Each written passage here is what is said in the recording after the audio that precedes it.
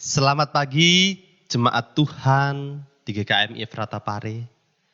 Bapak Ibu, tidak terasa hari ini kita memasuki minggu di mana kita mengingat turunnya Roh Kudus, Pentakosta. Kita mengingat dan kita bisa beribadah mengingat turunnya Roh Kudus di hari ini. Nah, tema pada hari ini adalah Dia adalah penolong. Nah, sebelum kita membuka Alkitab kita, mari terlebih dulu kita berdoa, minta pimpinan Tuhan di dalam kita mendengarkan firman Tuhan pada hari ini. Mari kita berdoa. Ya Tuhan Allah kami yang baik, kami mengucap syukur untuk hari ini, di mana Tuhan memberi kesempatan untuk beribadah, mengingat ketika Tuhan turun melalui Roh Kudus, yaitu hari Pentakosta. Biarlah kami bisa beribadah dengan baik Tuhan, dan biarlah kami semakin hari semakin merasakan kehadiran Roh Kudus di dalam hati kami. Dan saat ini kami akan mendengarkan firman-Mu.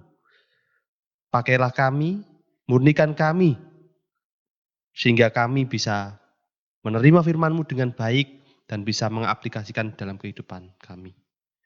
Naungi kami Roh Kudus, dan biarlah itu menjadi kekuatan kami di dalam mendengarkan dan melakukannya. Kami juga berdoa untuk hamba-Mu yang akan menyampaikan. Biarlah Tuhan juga memampukan sehingga yang disampaikan adalah benar-benar daripada firman-Mu yang Kau tuntun sendiri melalui Roh Kudus. Hanya di dalam nama Tuhan Yesus Kristus kami berdoa dan mengucap syukur. Amin. Bapak Ibu, saya katakan kembali, tema kita adalah Dia adalah penolong. Nah, Bapak Ibu, di dalam bagian ini, dalam tema ini, kita akan membuka Alkitab kita di dalam Yohanes 14 ayat 16 sampai 17. Saya akan membacakannya bagi Bapak Ibu dan saudara-saudara. Dan Bapak Ibu bisa menyimak pembacaan yang saya baca. Yohanes 14 ayat 16 sampai 17. Aku akan meminta kepada Bapa, dan Ia akan memberikan kepadamu seorang penolong yang lain, supaya Ia menyertai kamu selama-lamanya, yaitu Roh kebenaran. Dunia tidak dapat menerima Dia, sebab dunia tidak melihat Dia dan tidak mengenal Dia. Tetapi kamu mengenal Dia, sebab Ia menyertai kamu dan akan diam di dalam kamu. Bapak, Ibu, dan saudara-saudara, bacaan yang kita baca adalah bagian yang memperlihatkan bagaimana sebentar lagi Yesus akan pergi. Dia akan mati di kayu salib, dikuburkan, bangkit, dan kemudian naik ke surga. Nah, Bapak Ibu, setelah kurang lebih 3 tahun hidup bersama-sama, Yesus akan meninggalkan murid-muridnya. Nah, Bapak Ibu, ketika hidup bersama-sama selama 3 tahun, dan saat itu Tuhan Yesus akan meninggalkan murid-muridnya. Nah, bisa dibayangkan Bapak Ibu, bagaimana perasaan murid pada saat itu. Apakah mereka sedih? Ya tentu, pasti sangat sedih. Karena ditinggal oleh orang kekasih. Atau kecewa? Ya pasti kecewa. Loh, ini Mesias yang mau mengembalikan Israel. Kok pergi? Kecewa. Atau mereka takut? Ya pasti takut. Nah, lalu yang membimbing mereka siapa? Ini membuat mereka takut. Nah, Bapak Ibu, kenyataan ditinggal terutama oleh orang yang penting dan orang yang begitu mencintai kita. Nah, mampu mematahkan semangat hidup manusia. Mampu mematahkan semangat kita. Mungkin kita seringkali kalau ketika ditinggal oleh orang terkasih, aku tidak bisa hidup selanjutnya tanpa kehadiranmu. Nah, murid-murid ditinggalkan oleh guru terkasih. Dan itu mungkin mematahkan semangat murid-murid. Kita merasa kehilangan, murid-murid merasa kehilangan dorongan dan bimbingan dari orang itu, yaitu Yesus Kristus. Nah, Bapak Ibu, kita melihat kondisi murid saat itu ketika Tuhan Yesus mengatakan akan meninggalkan mereka. Bapak Ibu, kalau kita lihat di dalam Yohanes 14 ayat 1 sampai 14, kita bisa melihat konteks daripada bagian kita. Yesus berbicara tentang kedekatan Dia dengan Allah Bapa.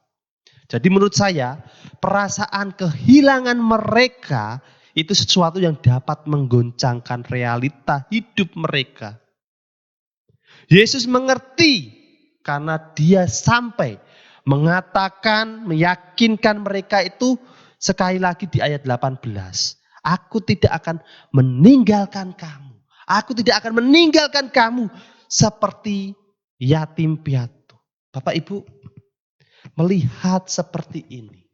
Melihat seperti ini, kita mengerti bahwa saat Yesus meminta kepada Bapa supaya mereka diberi penolong, yaitu Roh Kudus, Yesus itu tidak berbicara tentang hal yang sepele.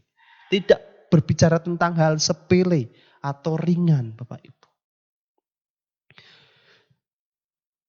Tuhan Yesus tidak berbicara hal yang sepele, seakan-akan Roh Kudus itu tambahan atau aksesoris untuk membuat hidup kita sedikit lebih ringan.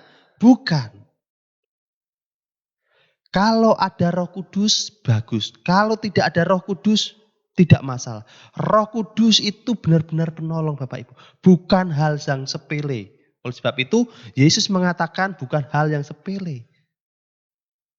Untuk menguatkan saja, bukan. Penolong, seorang pribadi yang dibutuhkan, itulah Roh Kudus.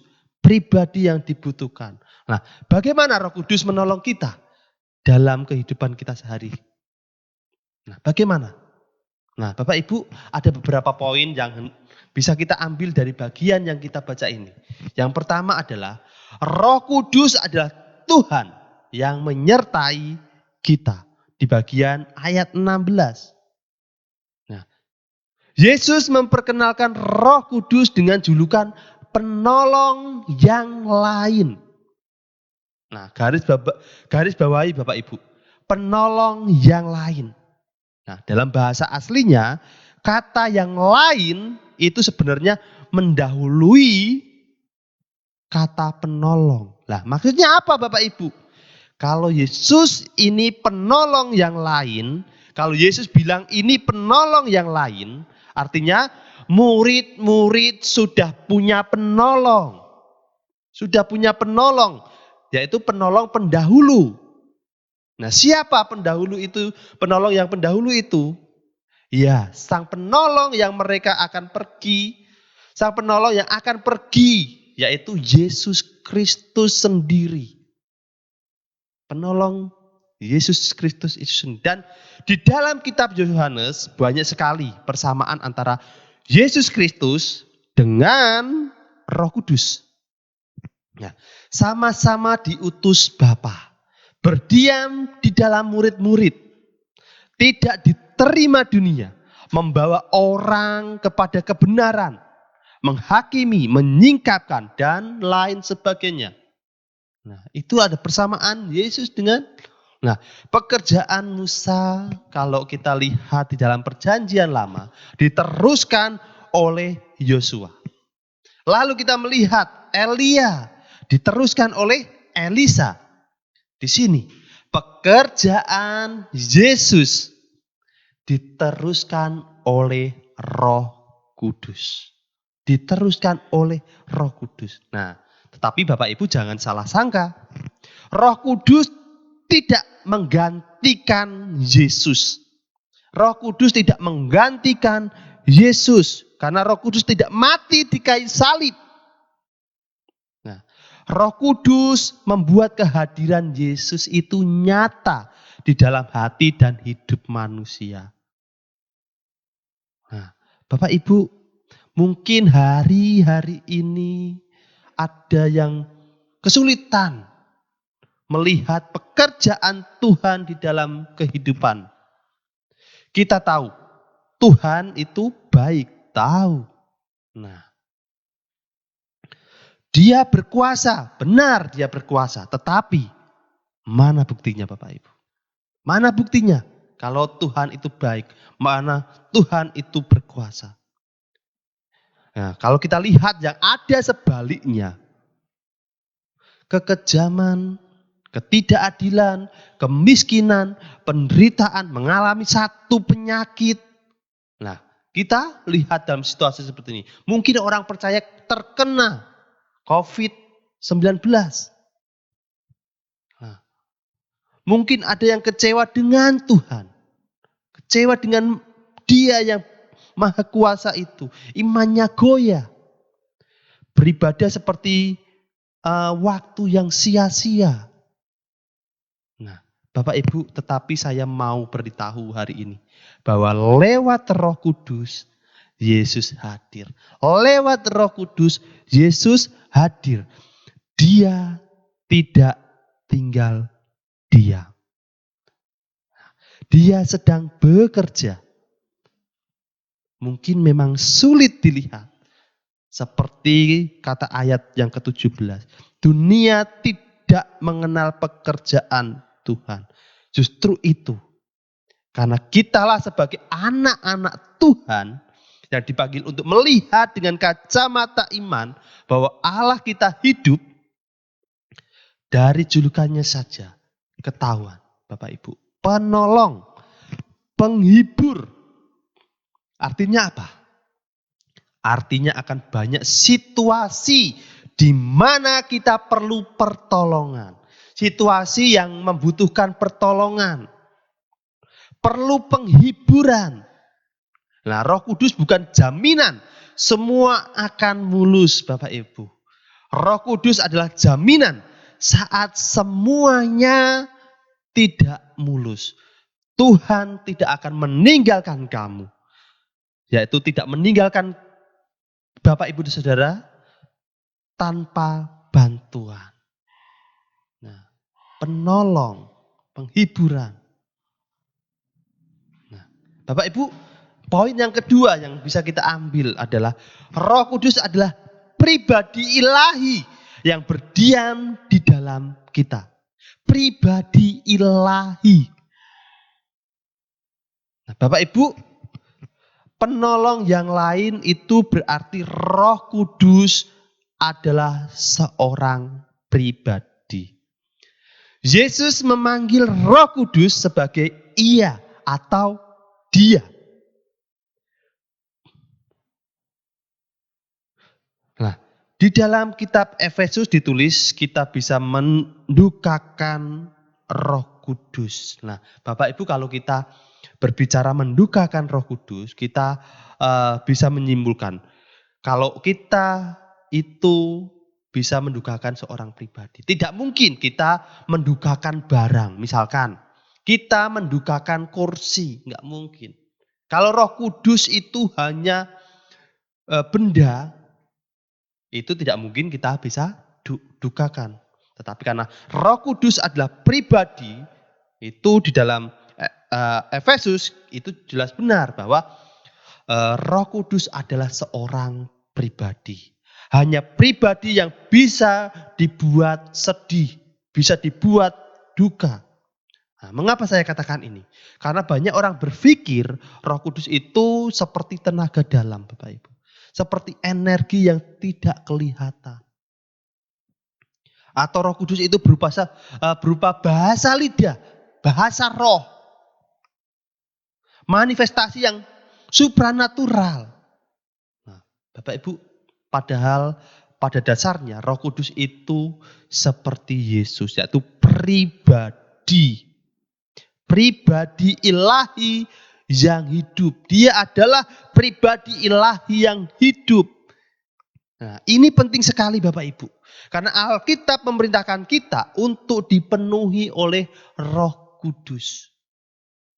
Dipenuhi oleh Roh Kudus. Kalau kita melihat Roh Kudus sebagai energi, maka cara kita dipenuhi Roh Kudus adalah secara mekanikal.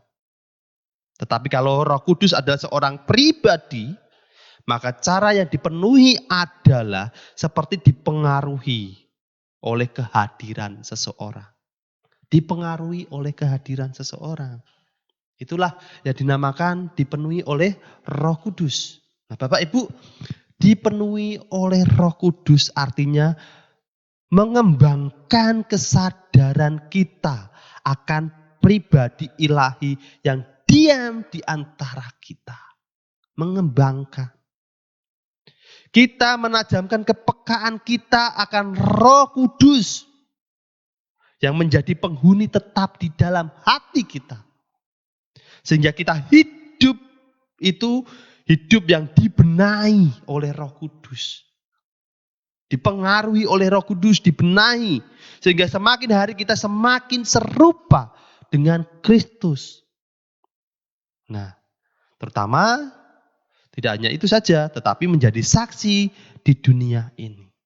Nah, Bapak Ibu, hari ini mungkin dunia kesulitan melihat Tuhan.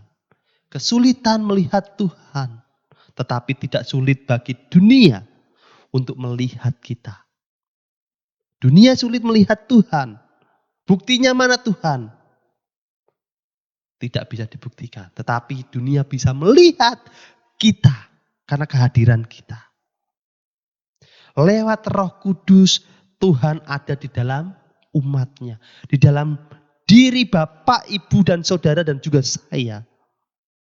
Tuhan ada di dalam hati kita. Tuhan ada di dalam umatnya. Tuhan menolong kita untuk jadi penolong. Tuhan memberkati kita untuk menjadi berkat.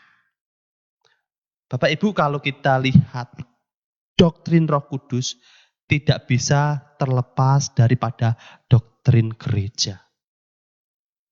Tuhan bekerja melalui kita. Nah, bukankah itu arti Pentakosta, Bapak Ibu? Yaitu Tuhan bekerja atas kita. Nah, suka, tidak suka, mau, tidak mau, dunia berhak mengukur kita. Berhak mengukur kita sebagai orang Kristen. Apakah mencerminkan Kristus sendiri atau tidak? Nah, dengan bantuan Roh Kudus, mari Bapak Ibu, kita menjadi saksinya. Saksi yang setia akan firman. Nah, Bapak Ibu, itu adalah poin ketiga. Poin kedua. Dan yang ini adalah poin ketiga Bapak Ibu. Yaitu Roh Kudus adalah penolong yang membela kita. Roh Kudus adalah penolong yang membela kita. Nah, kita bisa garis bawahi, kata penolong ini dapat diterjemahkan macam-macam Bapak Ibu. Nah, seperti apa? Yaitu advokat, penolong, penghibur, penasehat. Nah, secara harafiah, penolong adalah seorang yang dipanggil untuk mendampingi. Nah, di luar Alkitab kata ini punya makna seperti kuasa hukum. Kuasa hukum atau representasi hukum. Nah, kuasa hukum, orang yang membantu kita di ruang sidang. Pembela kita, juru bicara kita. Nah, jadi saya rasa ini punya dua sisi Bapak Ibu. Ada sisi halusnya yaitu Roh Kudus itu adalah penolong, penghibur, penasehat. Tetapi juga ada sisi kerasnya yaitu pembela, pendakwa, pelindung dari musuh-musuh. Nah, Roh Kudus membela kita dari apa? Membela kita dari apa Bapak Ibu? Nah, dari musuh-musuh di luar sana. Tetapi terutama yaitu Roh Kudus membela kita dari musuh-musuh di dalam hati kita. Yaitu suara yang bilang kepada kita, saya tidak cukup. Misalkan kita tiap hari itu mendapatkan berkat dan selalu katakan, saya tidak cukup. Nah, Bapak Ibu, barangkali ini adalah emosi yang kita rasakan. Murid-murid juga rasakan. Kalau saya lebih, maka saya akan bahagia. Saya akan bisa membantu sini-sini. Nah, Bapak Ibu,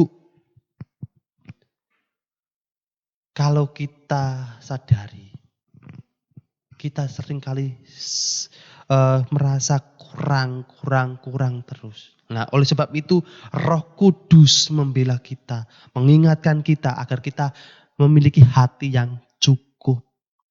Nah, Bapak Ibu, di saat seperti ini, Roh Kudus datang di dalam hati kita. Seperti seorang sahabat yang membela kita.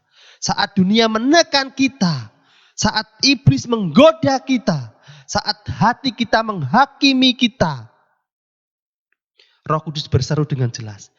Tidak ada penghukuman bagi mereka yang di dalam Kristus Yesus. Roma 18 ayat 1. Roma 8 ayat 1 Bapak Ibu. Nah, sebab kamu tidak menerima roh perbudakan yang membuat kamu menjadi takut lagi. Tetapi kamu telah menerima roh yang menjadikan kamu anak Allah. Oleh roh itu kita berseru, ya Aba, ya Bapa. Roma 8 ayat 15. Nah, di saat yang bersamaan Roh Kudus juga datang seperti sahabat yang melakukan intervensi Bapak Ibu. Saat hati kita kecanduan dengan hal-hal yang duniawi, yang merusak hidup kita, dia akan menentang kita, melawan kita, menyentil kita. Supaya kita kembali Bapak Ibu kepada sumber sukacita yang sebenarnya. Kembali kepada jalur di mana Tuhan menghendaki kita. Yaitu menyatakan dia di dalam diri kita. Nah Bapak Ibu, itulah poin ketiga. Dan poin yang terakhir adalah Roh Kudus adalah roh kebenaran yang menjamah hati kita. Roh Kudus adalah roh kebenaran yang menjamah hati kita. Nah Bapak Ibu, Roh Kudus adalah roh kebenaran. Nah, kebenaran apa maksudnya? Maksudnya kebenaran apa Bapak Ibu? Nah, di dalam Yohanes 14 ayat 6, Yesus berkata, akulah kebenaran. Nah, maka dalam konteksnya, kebenaran sini adalah kebenaran tentang Yesus. Roh Kudus tidak menyingkapkan wahyu-wahyu baru. Roh Kudus tidak menyingkapkan wahyu-wahyu baru, tetapi menerangi kebenaran-kebenaran tentang Yesus yang sudah ia terima. Menyingkapkan tentang Yesus. Ya. Kita bisa lihat di dalam ayat yang ke-17b. Ia adalah kebenaran yang dunia akan tolak. Nah, kita cuma bisa bayangkan Bapak Ibu, misi para murid memberitakan Injil, di mana salib itu untuk orang Yahudi adalah batu sandungan, dan untuk orang Yunani adalah kebodohan. Nah, tanpa Roh Kudus ini mustahil ketika kita menjadi saksinya. Tanpa Roh Kudus itu mustahil. Hanya usaha manusia itu tidak akan mungkin. Maka peran Roh Kuduslah yang mengambil kemuliaan karya Yesus dan mengaplikasikannya ke dalam hati kita. Bapak Ibu, kita melihat mengapa sepasang kekasih bisa saling suka dan jatuh hati. Nah, pernah enggak Bapak Ibu dan saudara-saudara itu jatuh hati? Nah, mengapa bisa saling jatuh hati, jatuh cinta? Lalu pertanyaan selanjutnya, dan kenapa dengan si A dan bukan si B? Nah, Bapak Ibu, sampai hari ini saya rasa ketertarikan adalah suatu hal yang misterius. Suatu hal yang misterius. Tetapi begitu terpikat akan mengubah segalanya. Ya. Rasa ketertarikan itu saya rasa seperti Roh Kudus Bapak Ibu dan saudara-saudara. Yaitu yang menjamah hati kita sedemikian rupa sehingga kita jatuh cinta kepada Yesus Kristus. Maka kebenaran firman Tuhan tidak hanya di level pengetahuan, tetapi di level hasrat, kemauan. Nah, maukah Bapak Ibu dan saudara-saudara dipenuhi dengan sukacita untuk taat? Didominasi oleh kuasa kasih sehingga kita hidup menyenangkan Tuhan. Nah, Bapak Ibu dan saudara-saudara yang terkasih, hari ini kita mengingat turunnya Roh Kudus, Pentakosta, turunnya Roh Kudus kepada murid-murid Yesus. Yesus tidak meninggalkan mereka sendirian, tetapi memberikan penolong yang lain. Penolong yang sama yang hari ini tinggal di dalam diri kita.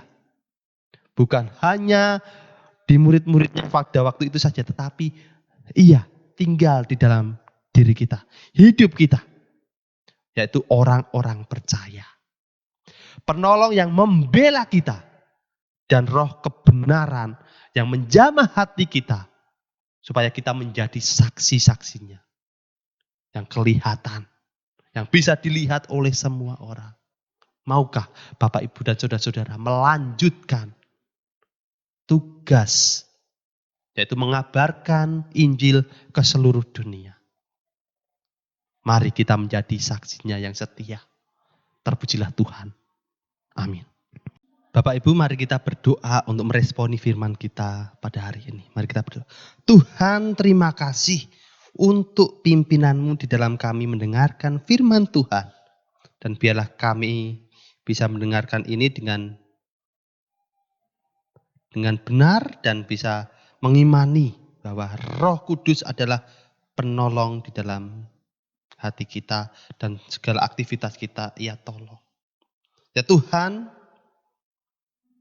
pakailah kami sebagai kami juga memancarkan menjadi saksi-Mu yang setia. Sehingga setiap orang yang melihat kami bisa melihat kemuliaan Tuhan. Dan biarlah orang-orang yang melihat kami juga percaya bahwa Tuhan adalah juru selamat umat manusia. Terima kasih Tuhan, terima kasih. Kami serahkan hidup kami dan selanjutnya akan kami serahkan di dalam tangan Tuhan Yesus Kristus. Amin. Ya. Bapak, Ibu, dan saudara-saudara, mari kita bangkit berdiri. Sebagai jemaat Kristen yang ingin meneladani Kristus, marilah kita mengikrarkan komitmen pemuridan secara bersama-sama. Kami bersaksi bahwa tidak seorang pun dapat sungguh-sungguh mengenal Kristus kecuali ia yang mengikutinya setiap hari dalam kehidupan. Dan sebagai gereja yang am, marilah bersama-sama dengan gereja-gereja di sepanjang segala abad dan tempat kita mengikrarkan pengakuan iman rasuli. Aku percaya kepada Allah, Bapa yang Maha Kuasa, Khalik langit dan bumi, dan kepada Yesus Kristus anaknya yang tunggal, Tuhan kita, yang dikandung daripada Roh Kudus, lahir dari anak darah Maria, yang menderita sengsara di bawah pemerintahan Pontius Pilatus, disalibkan, mati dan dikuburkan. Turun ke alam maut, pada hari yang ketiga, bangkit pula dari antara orang mati. Naik ke sorga, duduk sebelah kanan Allah, Bapa yang Maha Kuasa. Dan dari sana ia akan datang kembali untuk menghakimi orang yang hidup dan yang mati. Aku percaya kepada Roh Kudus, gereja yang kudus dan am, persekutuan orang kudus, pengampunan dosa, kebangkitan orang mati, dan hidup yang kekal. Amin.